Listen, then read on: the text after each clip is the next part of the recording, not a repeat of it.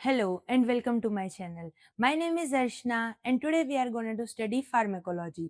तो बेटा फार्माकोलॉजी में हम हमारी जीआई की ड्रग्स पे थे। अब तक हमने एंटीएमेटिक्स पढ़ लिया था। आज हम पढ़ेंगे एमेटिक।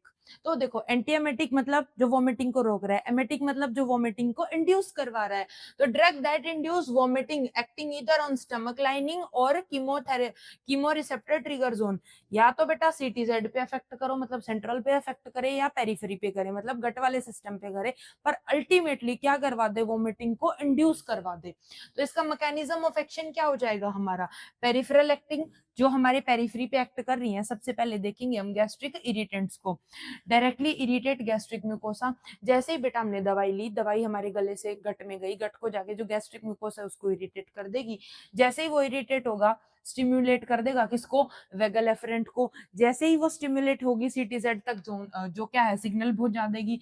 वीसी जो वोमिटिंग सेंटर है या फिर हमारा सेंट्रल ट्रिगर जोन तक सिग्नल गया।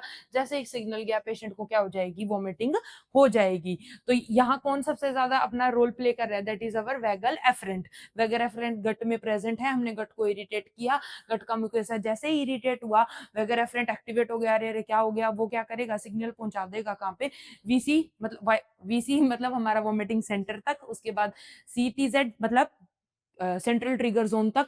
जैसे सिग्नल पहुंचेगा दिमाग के पास, अरे ये क्या हो रहा है, इरिटेशन हो रही है, तो वो क्या कर देगा, रिफ्लक्स बैक करवा देगा और अल्टीमेटली वोमिटिंग कोज हो जाएगी। इसका एग्जांपल है एपिकेक सिरप या फिर एमिटाइन अल्कलॉइड। नेक्स्ट हमारा जो तरीका था वो दूसरा क्या था, या तो बेटा जीआई को इरिटेट करके करवा दो या सेंटर को। अब आ जाओ बेटा सेंट्रल स्टिमुलेशन पे। सेंटर में हम क्या देंगे, वो ड्रग जो क्या करती है, डोपामिन रिसेप्टर, जो डोपामिन डी2 रिसेप्टर है उसको क्या करे, उनके इफेक्ट को बढ़ा दे, डोपामिन को रिलीज करा दे। डोपामिन जैसे ही रिलीज ज्यादा हो जाएगा तो उसके रिसेप्टर के साथ वो बाइंड करेगा, बाइंड करते ही वो सीटीजेड के पास जाएगा, सीटीजेड क्या कर देगा, ट्रिगर कर देगा वोमिटिंग रिफ्लक्स को, जिसका एग्जांपल जो है दैट इज अवर एपोमोरफिन। आ गया समझ। तो दो तरीकों से हम क्या है वोमिटिंग इंड्यूस करा सकते हैं। पहला था पेरिफेरी, दूसरा है सेंट्रल। पेरिफेरी में करवाने के लिए हम क्या दवाई देंगे पेशेंट को, जाके उसका गैस्ट्रिक म्यूकोसा इरिटेट होगा। जैसे ही गैस्ट्रिक म्यूकोसा इरिटेट होगा वो वेगल एफरेंट नर्व के थ्रू सिग्नल पहुंचाएगा वीसी के पास, वीसी क्या कर देगा, वोमिटिंग इंड्यूस करवा देगा। दूसरा क्या है सेंट्रल, सेंट्रल मतलब दिमाग से। अब सेंट्रल से हम कैसे कर सकते हैं, दिमाग मतलब मेडुला ओब्लंगेटा पे जाएंगे। अब वहां पे कैसे कर सकते हैं, हम क्या करेंगे, डोपामिन ज्यादा रिलीज करवा देंगे। डोपामिन जैसे रिलीज होगा, न्यूरोट्रांसमीटर है, जाके बाइंड करेगा अपने रिसेप्टर से। जैसे रिसेप्टर से बाइंड करेगा सिग्नल को पहुंचाएगा सीधा वीसी के पास। जैसे सिग्नल वीसी के पास गया वहां से क्या हो जाएगी, वोमिटिंग आपकी इंड्यूस हो जाएगी। आ गया समझ। एग्जाम्पल क्या है हमारा इसका, एपोमोरफिन। नेक्स्ट हमारा होगा एग्जाम्पल विद डेफिनेशन। अब देख लेते हैं कि जो हमने एग्जाम्पल देखे उनको डेफिनेशन के साथ। एपिलेक्स सिरप क्या है, herbal preparation that irritate stomach, stomach को इरिटेट करेगी जिसकी वजह से सेंट्रली एक्ट करेगा और इंड्यूस हो जाएगी वोमिटिंग। एपोमोरफिन क्या है, पोटेंट डोपामिन अगोनिस्ट है, पोटेंट डोपामिन अगोनिस्ट है, डोपामिन को क्या है रिलीज ज्यादा करवाता है, रिसेप्टर के साथ जल्दी बाइंड करवाता है, जिसकी वजह से एमेटिक इफेक्ट क्या है जल्दी हमें देखने को मिलता है।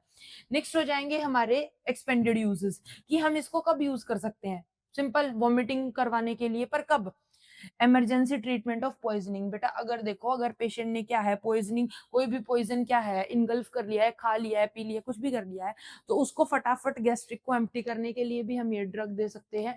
Limited use today gastric lavage में भी यूज करते हैं। Activated charcoal are preferred, activated charcoal को ज्यादा प्रेफर करते हैं instead of these drugs.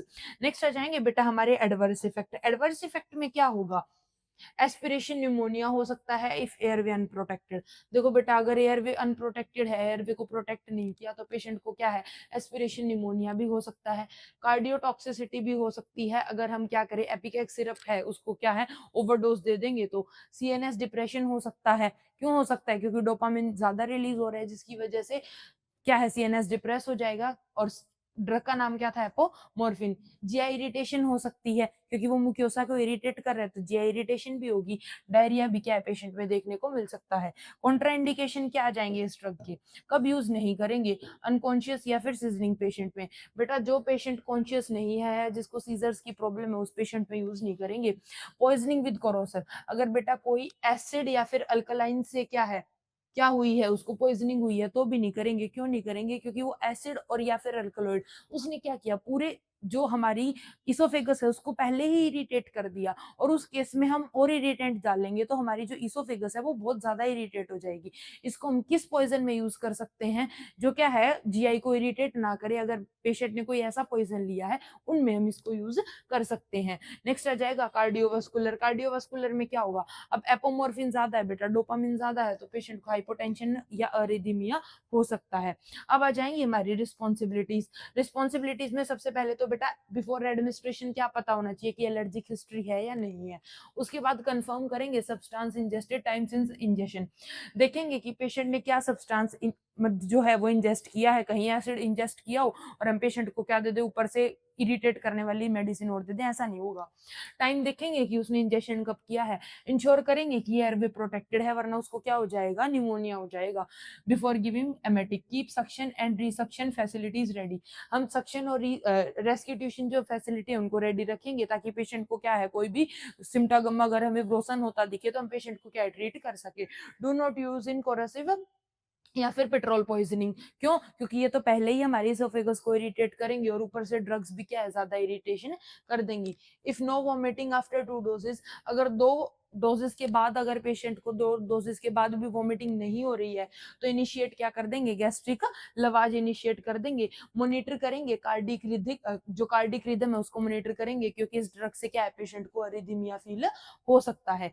Next हमारी आएंगी लग्जेटिव एंड परगेटिव्स। इनको हम नेक्स्ट क्लास में कवर करेंगे। आई होप आपको जो है हमारा एमेटिक्स टॉपिक समझ आ गया होगा। सो तब तक के लिए गुड बाय, टाटा।